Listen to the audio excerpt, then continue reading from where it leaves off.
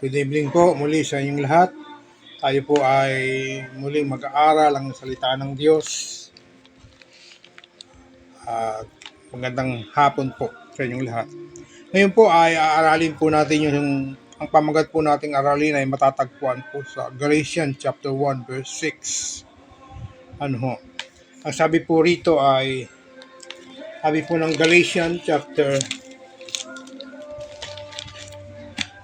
1 verse 6.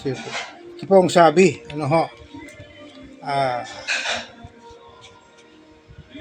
Galatians chapter 1 verse 6, I marvel that ye are so soon removed from him that called you unto the grace of Christ, unto another gospel. Sabi po rito ay nagtataka po si Pablo, bakit napakadali daw po sa mga Kristiyano, kapatiran na pumaling sa ibang ebanghelyo, another gospel. Ibig sabihin ay tinatanggap ang ibang aral, na hindi galing talaga sa tunay na ebanghelyo ni Kristo. We study about some doctrines na hindi biblical. Ito po ay dahil hindi siya biblical, it damaging our faith, our belief. Dahil hindi siya biblical o nasa Bible man nakasulat pero hindi naaayon sa tamang ebanghelyo ang aral, Kaya nga sabi ko sa inyo, ang pamagat natin ay some doctrines na hindi biblical.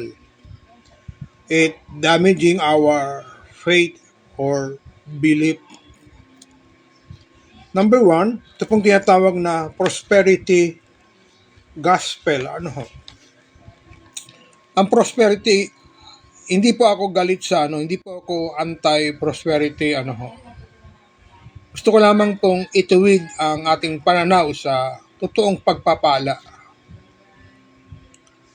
Alam niyo po, nung pag tayo po ay nagising sa umaga at maayos po yung ating pagkakagising, ay isa na po yung malaking pagpapala. So dapat po ay nagpapasalamat tayo sa Diyos. Ibig sabihin, ang Diyos ay may gagawin pa sa atin. Sa ating magigising tayo sa umaga, lagi yung may plano ang Diyos, lagi yung siyang may gagawin. Para sa atin po. So balikan na po natin yung ating aralin. Number 1, sa doktrina o sa mga araling hindi biblical na nakasisira ng ating pananampalataya at paniniwala, ay ito pong number 1 ay prosperity preaching or prosperity gospel. Sabi niyan, the prosperity gospel is the law of sowing and reaping. Faith and money is equal guaranteed prosperity. Sabi, it sounds spiritual but not biblical. Tunog spiritual daw po, parang spiritual kung iyong pakikinggan pero hindi siya biblical. Sabi yan, yung prosperity gospel daw ay nakabatay sa pagtatanim at pag-aani, plus pananampalataya plus money is equal to guaranteed prosperity.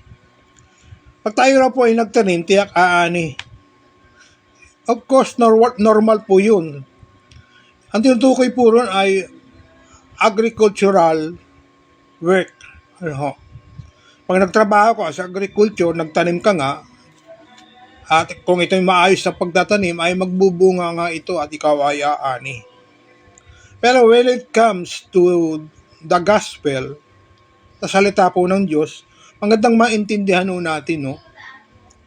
Ang totoong pagpapala ay hindi po rin sa ating inaasahan na kapag nagtanim ka, aani ka. Pag, nag, pag nagtanim ka ng pera, aani ka ng pera. Parang hindi ho maganda pakinggan, ano? Ibig sabihin, pag nagbigay ka ng pera para sa gawain ng Panginoon, pag ganito po yung pananaw mo, pumapasok po yung greediness, ano ho. No? Kasi sabi rito ay,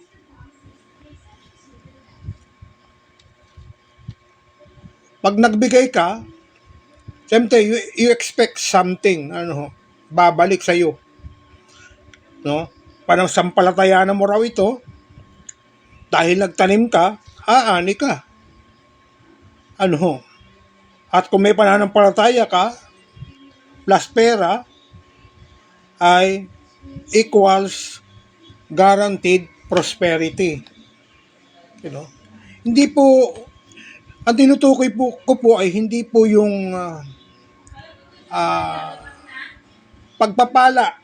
Kapag nagbigay ho tayo, ay tiyak po tayong tatanggap.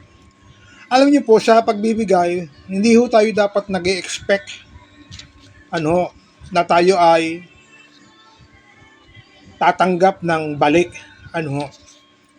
Kasi ang pagbibigay ho sa natin ng mga Kristiyano, ito po yung tinatawag na masayang puso, hindi napipilitan. Hindi masama ang loob. Ang sabi ho sa 2 Corinthians 9:7, masaya ang loob, masaya ang puso. Yun lang ho. Nothing else, no? So kung may bumalik man, hindi yun dahil sa expectation mo. Dahil gusto ng Diyos na pagpalain ka. Yun po yun. Kasi marami hong nagbibigay sa iglesia, no? Tagal-tagal na hindi pa nag-iintay sila ng pagpapala, hindi ho dumarating. Meron akong kilala, napakarami kong kilala. Bigay daw ng bigay sa gawain. Hanggang ngayon, naghihirap siya hanggang ngayon.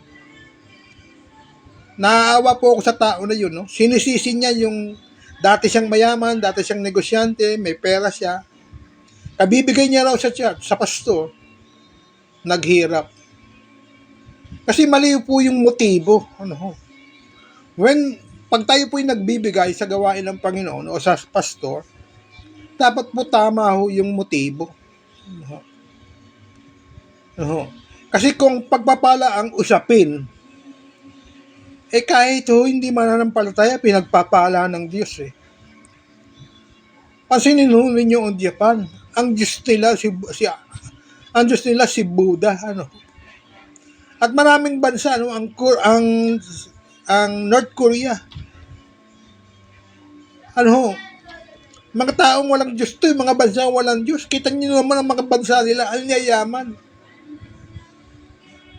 So, hindi po yun batayan, ng pagpapala.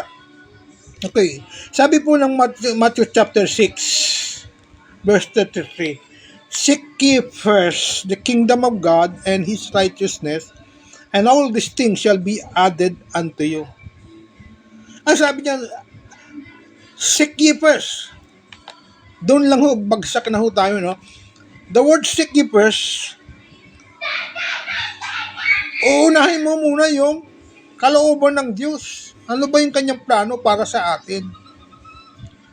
When we seek God, no? Ang sabi niya, unahin mo yung kaharian ng Diyos. Ano ibig sabihin? Pag sumakitan mo itong hanapin yung kanyang kalooban, yung kanyang mga nais ipagawa sa atin bilang mga mananampalataya. Sabi niya, yung katuwiran and His righteousness. Dapat makatuwiran daw po tayo.